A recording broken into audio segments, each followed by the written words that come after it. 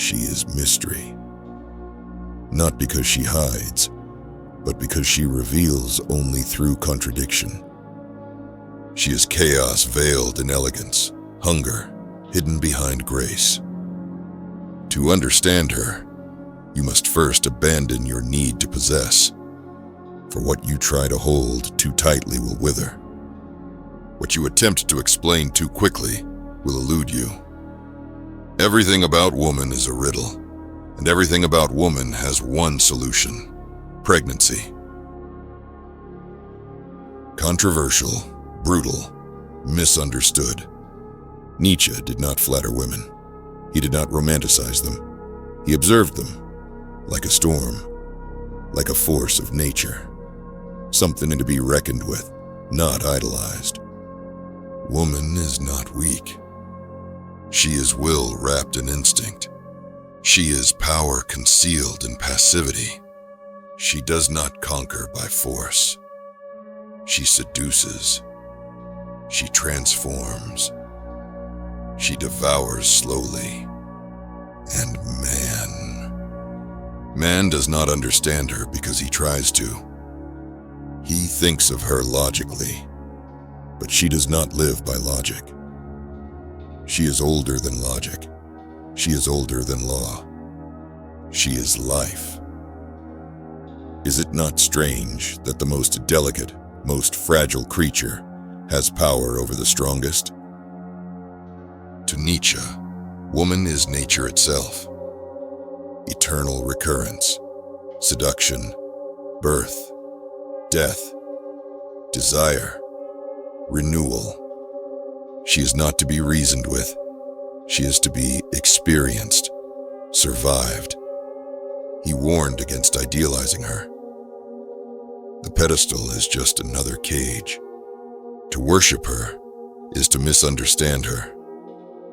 To truly love her is to resist the need to define her. When a woman has scholarly inclinations, something is wrong with her sexuality. Nietzsche was not speaking against women, but against the erasure of their essence, against turning them into imitation men. He believed woman's power was primal, not political, felt, not spoken. To him, the modern world was corrupting her, teaching her to mimic man instead of magnifying her difference. And still today, the world tells her to conquer like a man, climb like a man, speak like a man. But what if her power was in what man forgot? What if her strength was in depth, not dominance, in intuition, not assertion?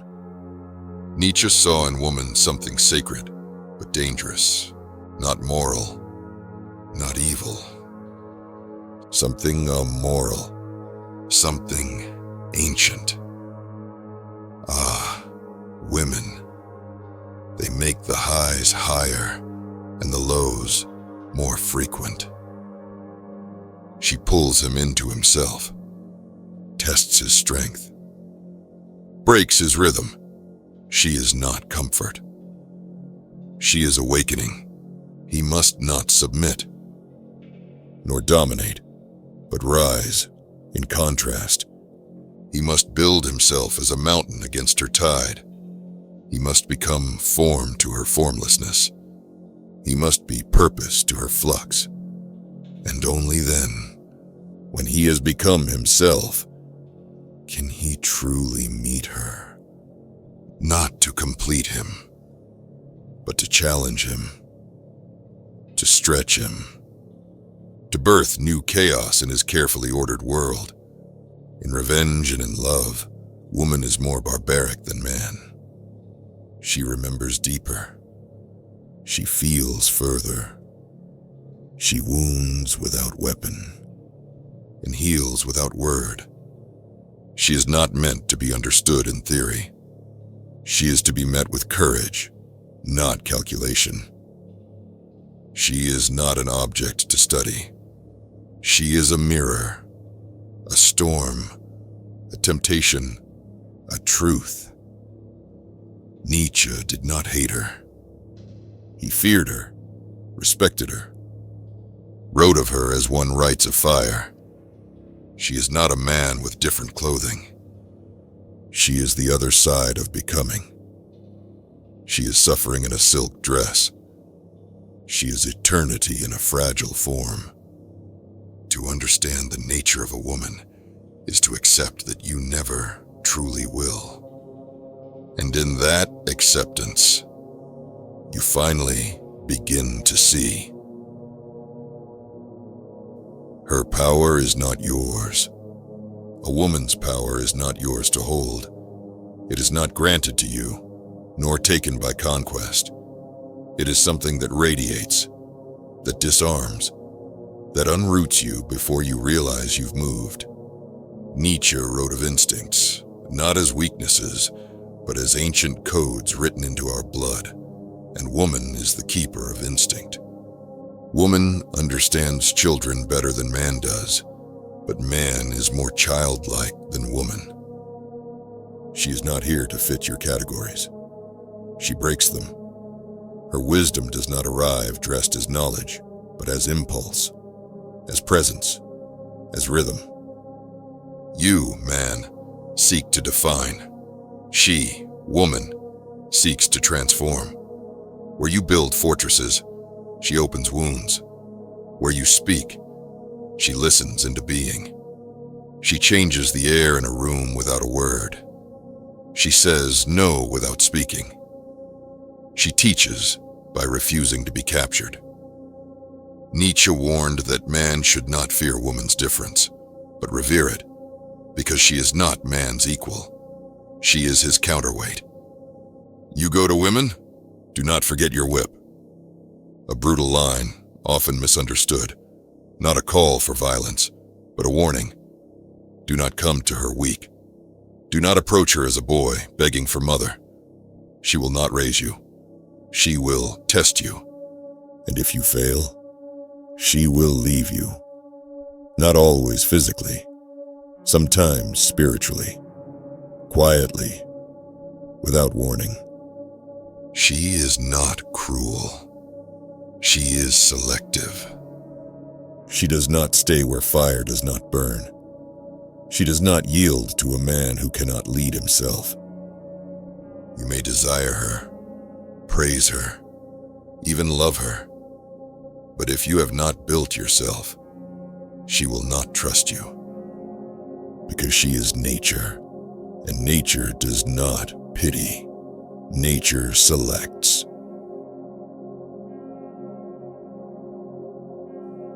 What does it mean to be worthy of the feminine?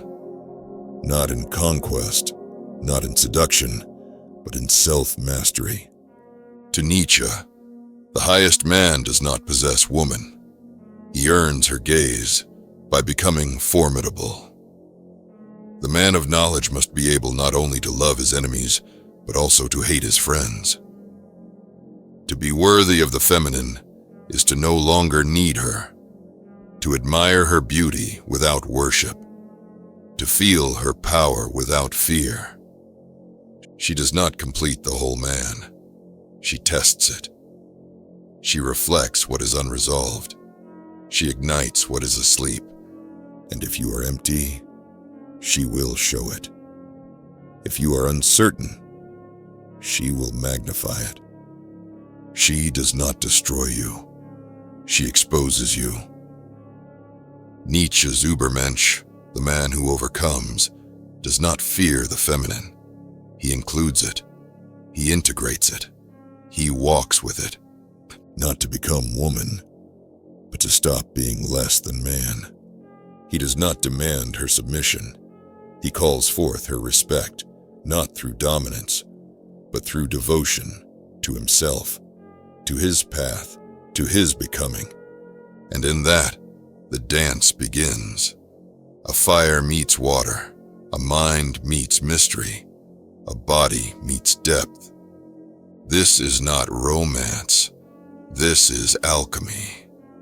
And it is dangerous, because to love woman deeply is to be broken open, and to be broken open is to face what lies buried. She is not your reward. She is your reflection. She is the question you fear to answer. And when you stand, whole and untamed, you will not need her to see you, because you will already see yourself, and only then, only there, can you truly meet her. Not as savior, not as master, but as equal in difference, as storm to flame, as chaos to meaning, as man to the eternal feminine. And in that moment, neither of you will speak, but the world will feel the echo and tremble.